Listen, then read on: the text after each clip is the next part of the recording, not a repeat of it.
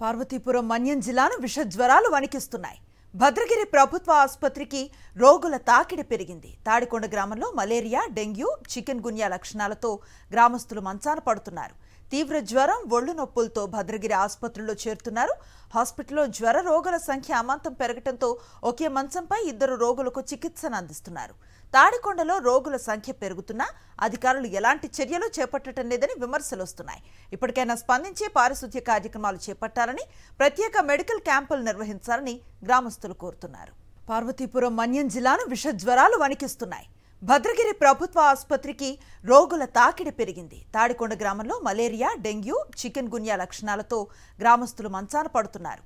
తీవ్ర జ్వరం, ఒళ్ళు నొప్పులతో భద్రగిరి ఆసుపత్రిలో చేరుతున్నారు.